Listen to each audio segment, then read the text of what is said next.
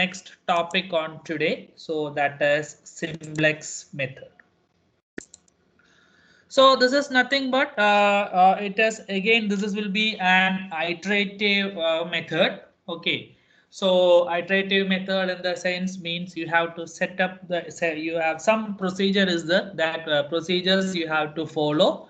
You have to set a simplex table, and finally by setting up certain criterions you will end up in the problem. Okay. So we will see how to proceed. So the first thing is that it gives improving the answers and graphical. Okay, should not solve infeasible solutions. Terminate when optimum is reached. These are the advantages why we have to go for simplex method. That is, somebody asked when we ask that if we choose an unbounded feasible problem into our solution space without knowing, so we will be trapped in a local situation. It may not be the global one. So in order to avoid all those things and to get a better answer, we can consider simplex over the graphical method. And it will automatically terminate if you are not making any calculational mistakes. It will automatically terminate when optimum is reached. So these are the advantages of the simplex method. So the first and the foremost step in the simplex step is to convert the inequality constraint. So we are seeing the constraints either in terms of less than equal to or greater than equal to. So they are basically inequality constraints. So inequality constraints you have to convert into equality constraint by adding a slack variable. Okay, the adding one we normally call it as slack variable. Sometimes in another variable you need to subtract, that is called surplus variable. Sometimes we will introduce artificial variable also into the problem. So we will see these cases when I will add the slack variable, when I will subtract the surplus variable, when I will add the artificial variable, etc. Okay, so that is the first step. You have to convert the inequality constraints into the equality constraints. So you have to add the slack variable. You can subtract the surplus variable, or you can add the artificial variable into it. Then we assume that there is a solution and we will start the problem. Okay, the slack variable don't affect the objective function. Even the slack variables take up a larger value than or equal to 0 value in the objective function. I'll solve it. Then we can understand it. So these are the some guidelines which you have to remember in the case of solving or setting a simplex problem. Okay, the first step will be always formulation. After formulation only you can go for graphical or you can go for simplex. So initially to start the simplex, we will start with a basic feasible solution, and after iterations we will get the optimum value.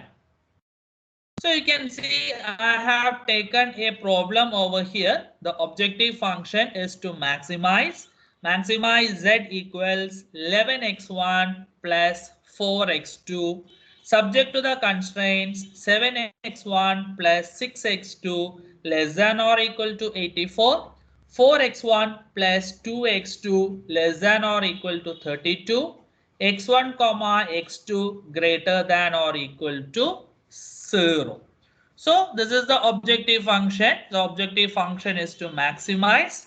You have two constraints, 7x1 plus 6x2 less than or equal to 84 as your first constraint. 4x1 plus 2x2 less than or equal to 32 is your next constraint. And you have added the non-negativity constraint.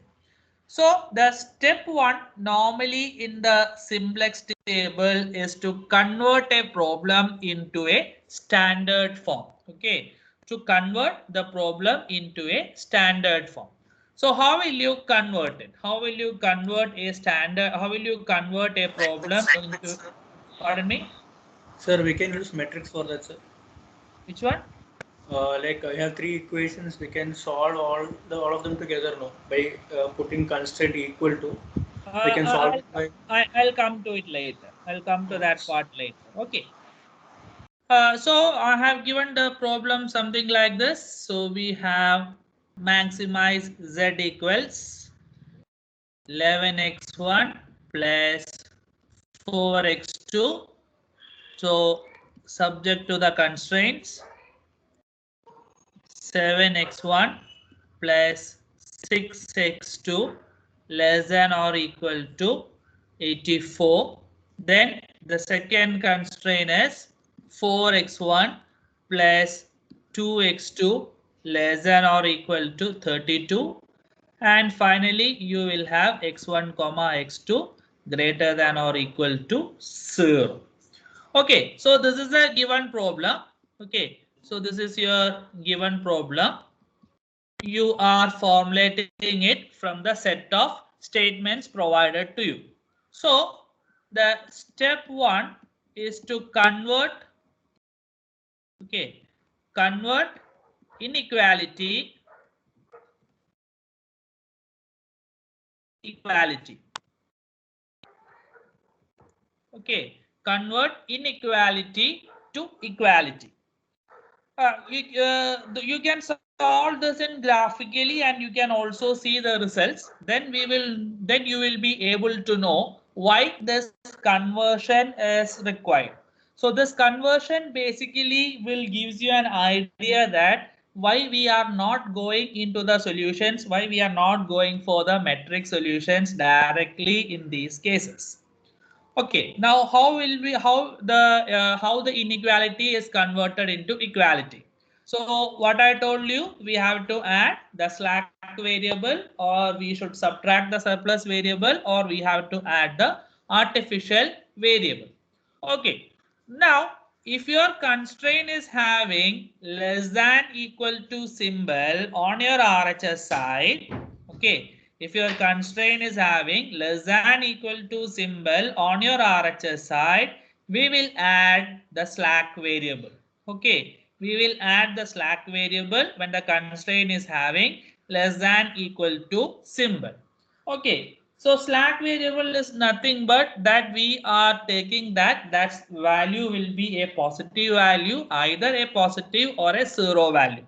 And in the objective function, so we can see that the x1 is having a coefficient of 11 and x2 is having a coefficient of 4 in the objective function. This slack variable, this coefficient value will be 0, and number will be determined based on how many constraints we have. That is, if I take the first constraint will be modified as 7x1 plus 6x2 plus S1, okay, S1 equals 84. Okay, here the value of S1 is 1. Next constraint, we will rewrite it as 4x1 plus 2x2 plus S2 equals 32. And objective function, you have to rewrite it as maximize z equals 11x1 plus 4x2 plus 0s1 plus 0s2. Okay, that is, you can see I had though I initially I had x1 and x2. Okay, initially I had x1 and x2, so that x1 and x2 is there in my objective function. A new variable I have added s1, so s1 is also added in the objective function. This I am adding into the problem to convert the inequality into equality, so its coefficient value is 0. Okay, same way I had two equations, so two slack variables I have added, S1 and S2. So its coefficient will be 0 in the case of objective function. So if I had a third constraint, I will have to add plus S3 also if the sign is less than or equal to.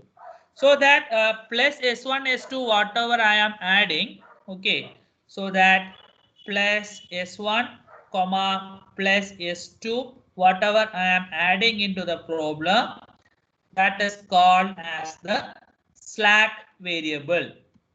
So by adding the slack variable, I have converted, okay, by adding the slack variable, I have converted the inequality to equality constraint.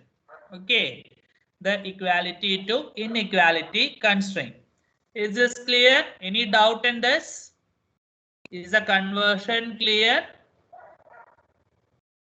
Is the conversion clear? So Yes, as sir. I told you, yeah, as I told you,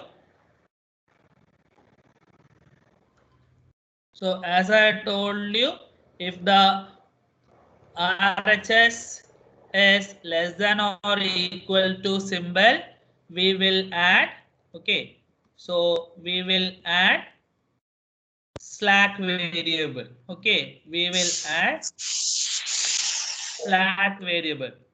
So plus S1 plus S2 etc. depends on number of constraint. If it is greater than or equal to symbol, we will subtract, okay, we will subtract surplus variable.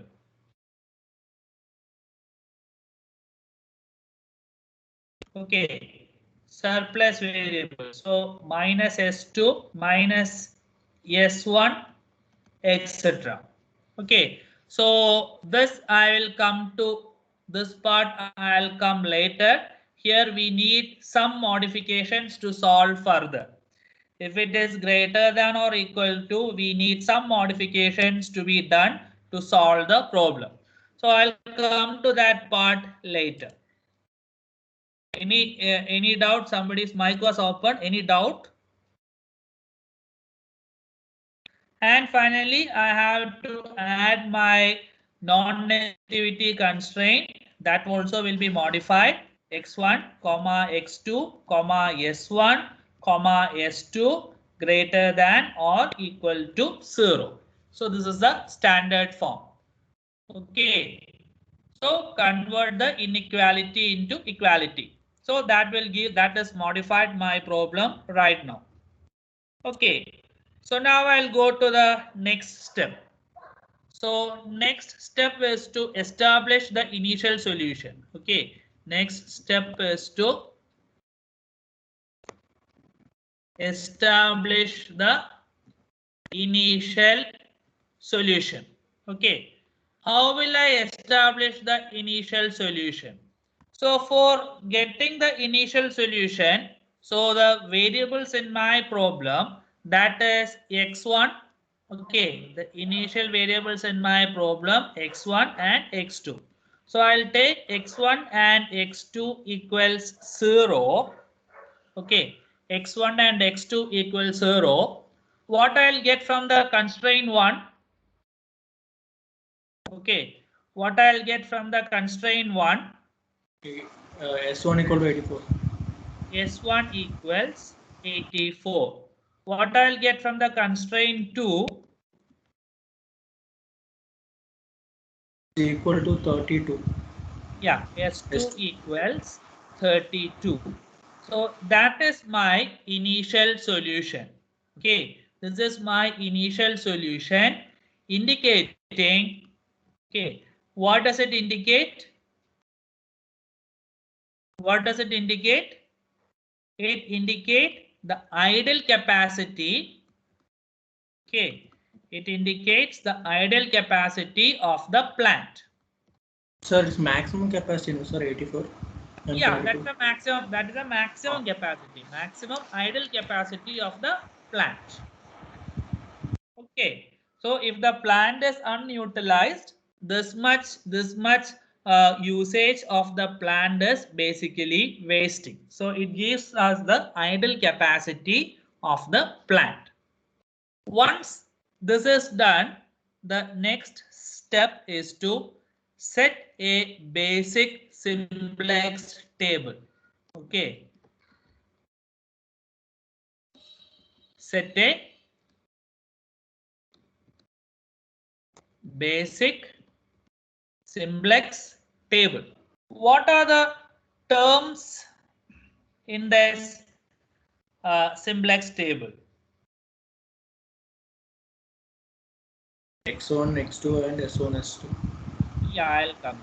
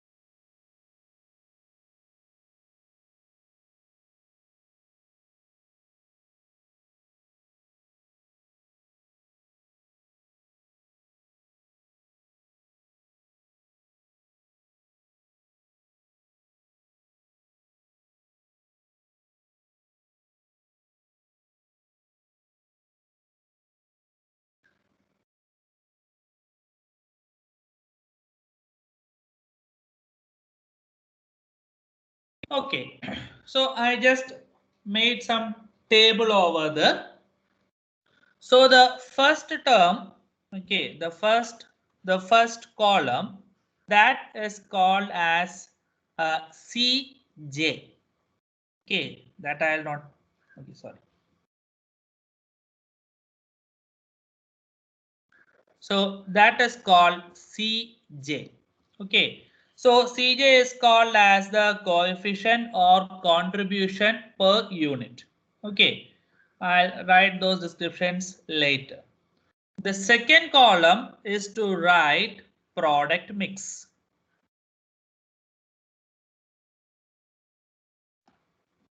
Okay.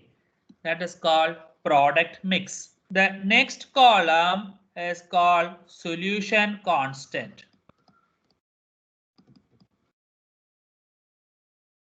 Solution constant. The next columns are normally used to write the variables in your problem. So we had x1, I had x2, I had s1, I had s2. And the last column is to write replacement ratio. The last column is to write the replacement ratio.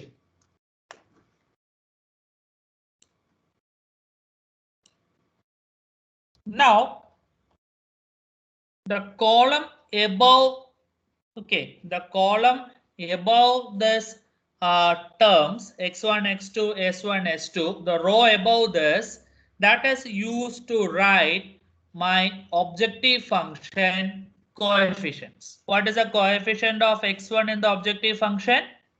It is 11. So I'll write here 11. X2 was 4. S1 is 0 and S2 is also 0. Was that right? Was that right? You can see over here the coefficients of x1 in my objective is 11, in x2 is 4, s1 is 0 and s2 is also 0.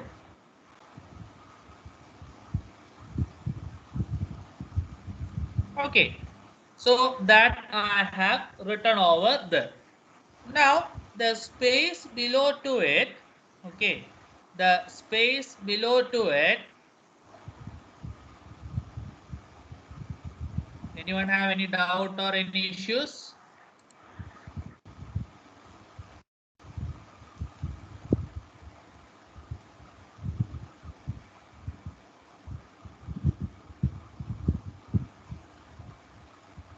Okay, the space below this x1, you can write your first constraint. So the first constraint is x1 coefficient is 7.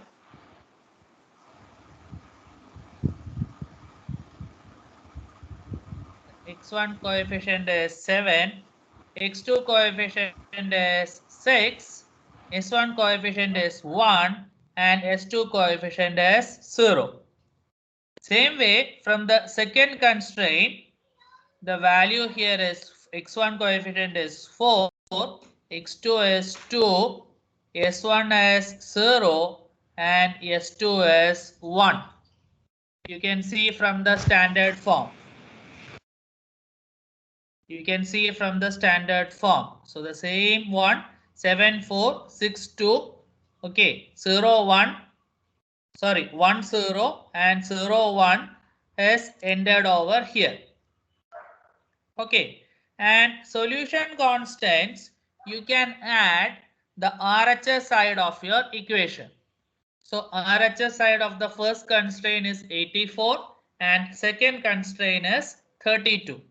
So that 84 and 32, okay, so that 84 and 32 I will enter under the column solution constant. Okay, now under product mix, so we have determined here, okay, you can see over here, when I put my decision variables into 0, I am getting S1 and S2 values, okay, as 84 and 32 here. So the first variable which is entering into your solution space based on first constraint is S1. So under product mix column, I will enter against the first constraint, it is S1 and the next constraint it is S2. Is the step is clear? And the coefficient of S1 in my objective function is so S1. So whatever the variable which is coming over here, so its corresponding value in the objective function that you have to enter under the column Cj. So the coefficient of S1 in the objective function is 0. So the Cj value first is 0, second is also 0. Okay, so up to this, whatever is given in your problem, I have just converted into the simplex table. Is this is clear? Sir, one sir, Cj how become 0? Cj 0, 0 how to take? Yeah, Cj is nothing but it is the coefficient of, okay, it is a coefficient of objective function values in your equation. Okay. Oh, The for first S1 and S2. under the product mix, the first variable which is entering into your solution space is S1 based on the first constraint. Here you can see from the ideal capacity. And second constraint is from the second constraint, the entering variable is S2. We have determined here. And the objective coefficient of S1 is 0. That I have written here. The objective coefficient of S2 is also 0. That I have written here. In the next iteration, this S1 or S2 may be replaced by X1 or X2. At that time, if it is replacing S1 as X1, this 0 you have to replace as 11. Okay, sir. Sir, then one doubt, sir. Yeah. Like initially, all extra variables what you had, they have Cj value 0. Yes. Okay. Yes. Okay. Not initially, always. Always. Yeah. This this area I will not edit at all. This remains as the same. Okay. Only Okay, the sir. variation is variables which are going to change only in these columns. Okay. Sir, Right. sir, Yes. excuse me, sir. Sir, Yes, please. under S1 column now, sir, Ah. we have written 1 0 and under S2 column 0 1, sir. Like, what is the logic behind that, sir? Why are we writing in that way? Yeah.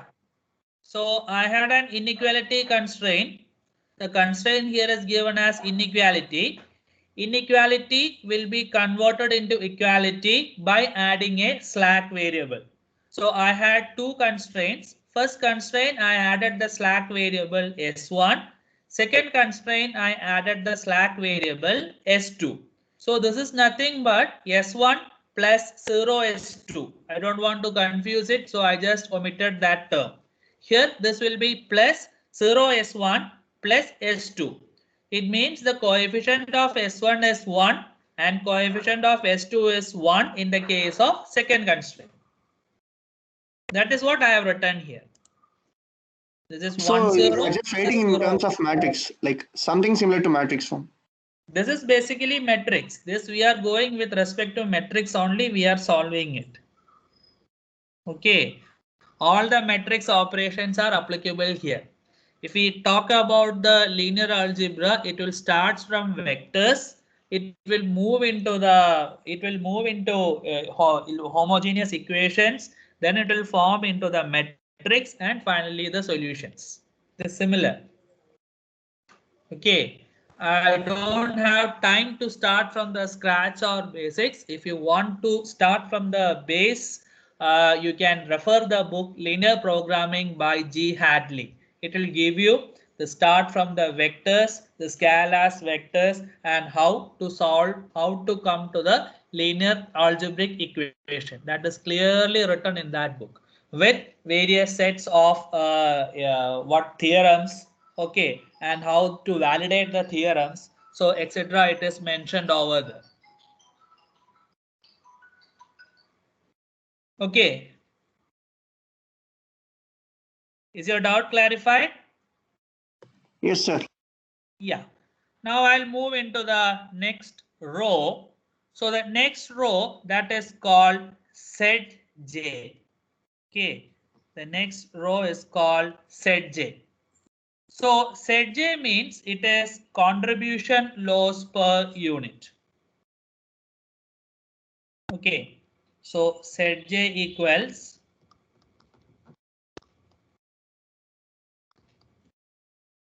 contribution loss per unit. Now, how I will calculate the set J is, I had a Cj value here. I had a Cj value here. So Cj value here it is 0 multiplied by the corresponding column element plus the next constraint Cj value multiplied with the corresponding column element. So this will be 0 into 84 plus 0 into 32. So the value is 0. Obviously, no need to calculate the set J's. I'll come to that part later of this solution constant. So the next one is 0 into 7 plus 0 into 4. Okay. So the first iteration, normally all the set J values normally will be 0. So 0 into 7 plus 0 into 4, 0 into 6 plus 0 into 2, 0 into 1 plus 0 into 0, 0 into 0 plus 0 into 1. So that's the way I am writing the set J values here. Next column, that will be, okay, next column, it will be set J minus Cj. It will be set J minus Cj. So here the first set J value is 0 and the corresponding Cj value is 11. Okay, so these are basically all your Cj values are lying here. So it is 0 minus 11. What will be the value?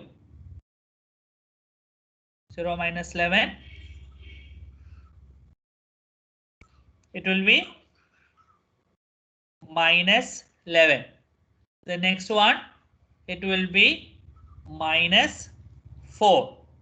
Next two values will be 0 and 0. Sir, CJ is also 0, no sir? Both are 0, no? ZJ and CJ. Which one? ZJ and CJ both are 0, right? Where? Like Cj is 0 no in that first row, in the first column. Yeah. In the Yes. Yes. Here. first column 0, both are 0, Cj value, Yes. and Yes. set j is for all 0 for uh, first iteration. So set j minus Yes. Cj is also will be 0 no. See. This is Cj of S1. Oh, okay. Okay. This is Cj of S2. Then Cj of X1 is 11. Here. okay. Cj of X2 is 4. Here. From Okay, sir. these, Understood. from here only I am entering to here. Clear? Yes, sir. Yes, sir. Is that clear to all? Okay. Now, what does it mean here? And I just want to clarify one more thing here. Okay. This is Zj minus Cj I have calculated, and I will be going in this order of Zj minus Cj throughout my simplex calculation. You can see some books they will follow Zj minus Cj, and some books they will follow Cj minus Zj.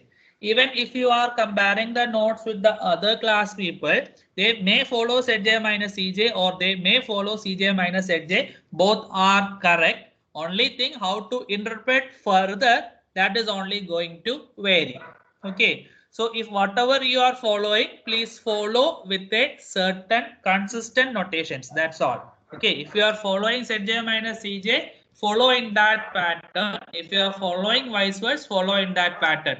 There is no hard and fast rule that this is correct or that is correct. Both will give you the same results. Okay. So contribution loss you are calculating. Now, what does negative value indicate? What does this negative value indicates? Decrement. Yeah, negative value indicates always there exists a better solution. Okay, Zj minus Cj, negative value indicates there exists a better solution. Okay, now I hope you got the termination criterion of simplex. Okay, what will be the termination criterion of the simplex problem? Both will again be 0, I think. Yeah, either it should be a positive value or it should be a 0. Okay, you can terminate the simplex problem if Zj minus Cj column is okay either positive or 0. If a negative value is present over here, you have to go for the next iteration. Okay, so now negative values is existing. Two negative values are there, minus 11 and minus 4. I can account only one negative value at a time. So which one I will choose? Will I choose negative 11 or will I choose negative 4? That is the question. Okay, so the next sheet I'll just write here. So negative Zj minus Cj indicates a better solution exists, okay, over the initial solution.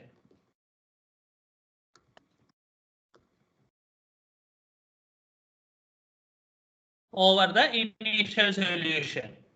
So I got negatives here, two negatives, minus 11 and minus 4. So which to select?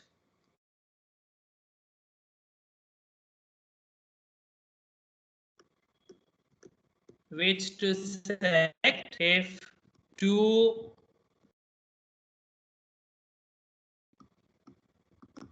column results have negative value.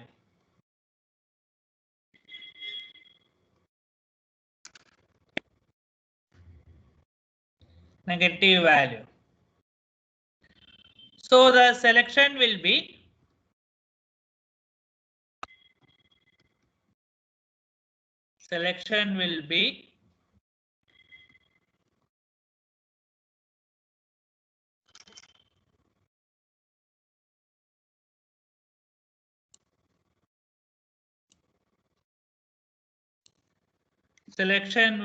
largest negative coefficient you need to see.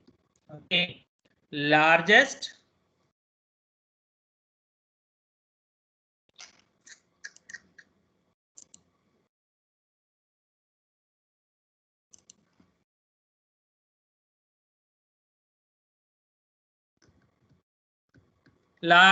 negative coefficient to be selected. Okay, so which is the one with largest negative coefficient?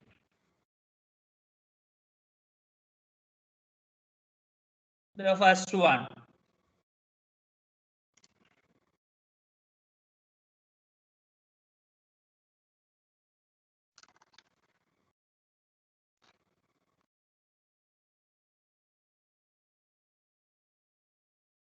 Am I right?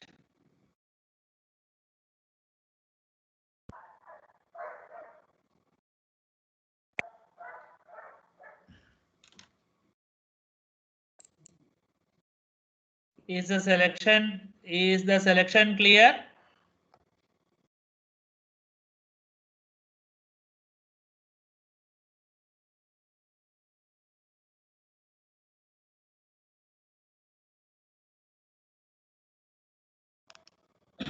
Is the selection clear? Hello? Am I audible? So we have to select the smallest number if you have a positive number Yes, sir. also. Which one? So should we select the smallest number? In case we are getting a positive number and a negative number. See, in that case, positive. If you are getting a positive number, ignore it. You don't need to select anything. That is your solution. Okay. We need to see only if negative number comes, then only you need to go for the next level of iteration. If all are positive or zero, stop your iteration. Clarified your doubt? yes, sir. Yeah, okay. So now we have identified. So whatever we have identified, that is normally known as key column. Okay. So that is called key column. Key column you have to select with respect to largest negative coefficient. Okay. So over the initial solution, this is nothing but your selection of your key column. Okay. Now you are identifying that x1 will be the variable that has to replace s1 or s2 in your iteration. Okay. Now which one will you replace, s1 or s2?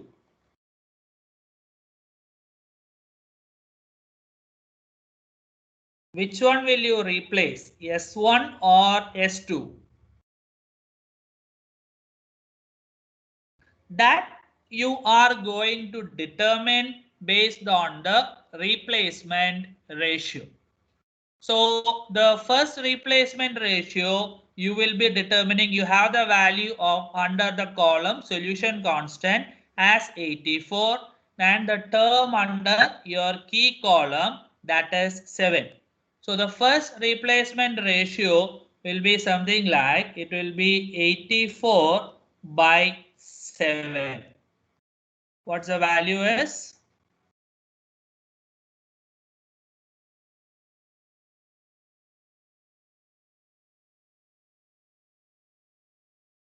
What the value is?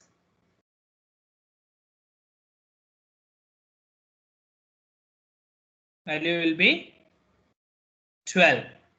And second one, Solution constant, it is 32, and the corresponding key column, the value is 4.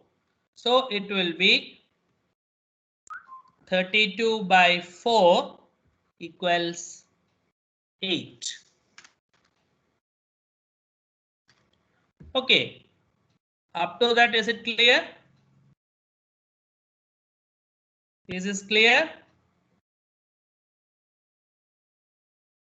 So you can, now we have selected the key column. Now you can select the variable, the change of variable, that will be, so 8 and 12. So here the positive. So you have to take the lowest positive one. So lowest positive is 8. So the end of this is going to be your end of your iteration number 1.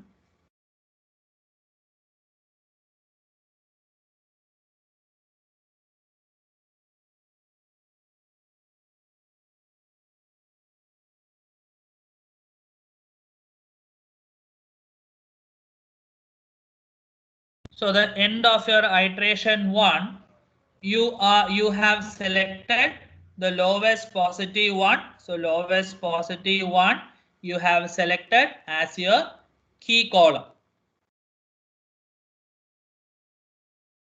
Sorry, key column is already selected. The key row. The intersection of row and column element, this one, okay, that is called as the key number.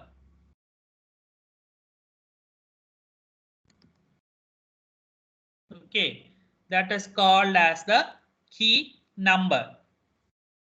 So we have calculated the replacement ratio. Okay, so we have calculated the next thing, we have calculated the replacement ratio. Okay, replacement ratio we have calculated and selected the lowest positive row. Okay, select the lowest positive row as key row,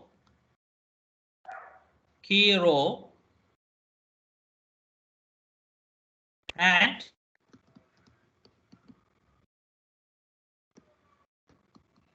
intersection of key column and row element as key number.